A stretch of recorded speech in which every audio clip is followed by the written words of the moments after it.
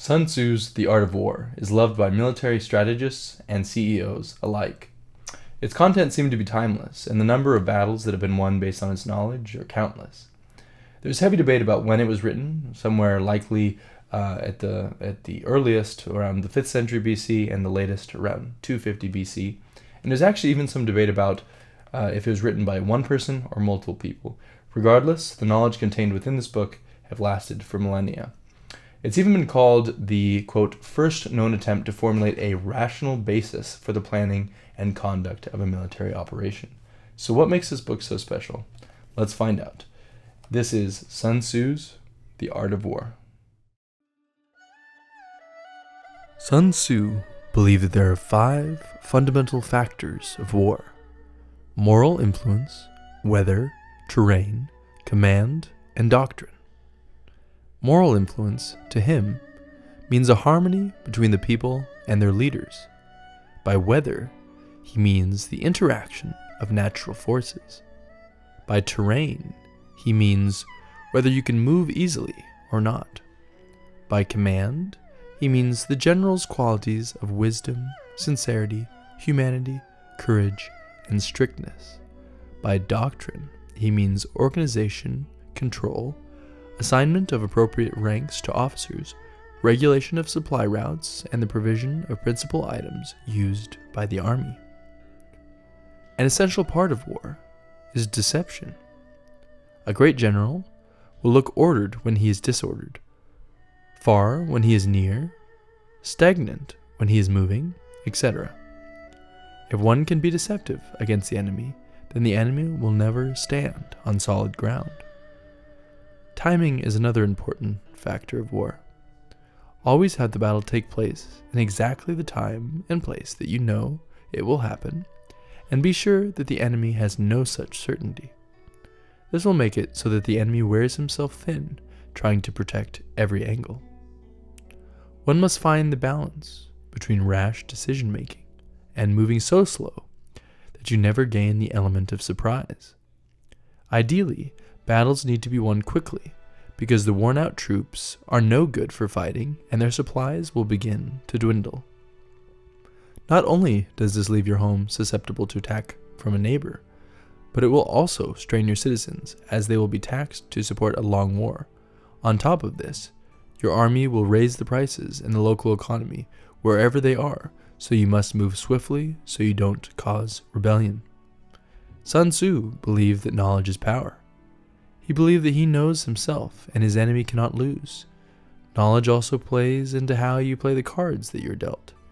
If you understand your enemy, you will know when he is weak, how to irritate him if he's irritable, and how to divide his troops. But do not let your knowledge make you overconfident, and do not let your victories make you think that you have knowledge. You may have just been fighting easy battles. Large and small armies have some similarities in how to command them, but they differ when trying to face the enemy. When you have 10 times the enemy's troops, surround him.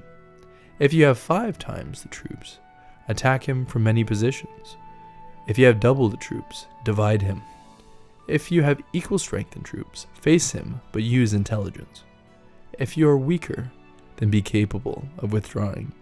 And if you're much weaker, elude him. One should always subdue the enemy without fighting if possible. This can be done by psychological warfare, such as by lighting extra fires at night, or holding extra banners during the day to make your army look larger. Or it can be done with spies and assassins to tear the enemy apart from within. There are 3 ways to ruin your army. The first is, if you're ignorant of whether the army should advance or not, do not order in advance. The second is, if you are ignorant of military affairs, do not participate in their administration. The third is, if you are ignorant of command problems, do not share in the exercise of responsibilities. There are 5 instances where victory is inevitable. The first is when you know exactly when to fight and when not to. The second is when you know how to use large and small forces. The third is when the army is united in a single purpose. The fourth is when you are prudent and wait for an enemy who is not prudent. The final circumstance is when you have a sovereign who lets his generals do their jobs. There are 5 elements of the art of war. 1. The measurement of space. 2. The estimation of quantities. 3. Calculations. 4. Comparisons. 5. The chance of victory. There are 5 qualities that are suicide in a general: recklessness, cowardice, a quick temper, a delicate sense of honor, and a lack of compassion. A good general needs to be creative. He says, quote, "The resources of those skilled in the use of extraordinary forces are so infinite as the heavens and the earth," end quote. Think about how few notes there are in music, yet there are nearly infinite numbers of melodies that can be created. Sun Tzu recognizes 9 types of ground. The first is dispersive ground, 2. Facile ground, 3. Contentious ground, 4. Open ground, 5. Ground of intersecting highways, 6. Serious ground, 7. Difficult ground, 8. Hemmed-in ground, and 9. Desperate ground. The methods for attacking with fire are to burn personnel, burn stores, burn equipment, burn arsenals, and use incendiary missiles. There are 5 different types of outside personnel that one can employ. These are native insides, double, expendable, and living.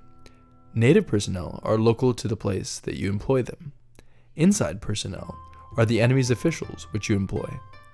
Double personnel are spies in the enemy's camps. Expendable personnel are spies that you give fabricated information to. Living agents are the ones that bring you information. A few more quick words of wisdom from Sun Tzu are ideas such as never face an enemy when he is strong. That could mean never attacking his best soldiers head on, or always looking for the weak spot in his battle plan. Or the idea that your vulnerability is dependent on you and never your enemy. Or the idea that he who occupies the field of battle first and awaits the enemy is at ease, while he who comes later to the scene and rushes into the field is weary.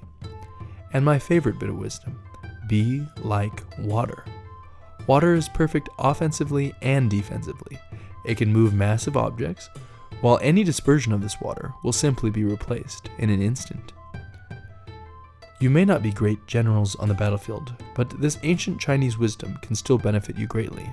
Be sure to pick up a copy of this book. Thanks.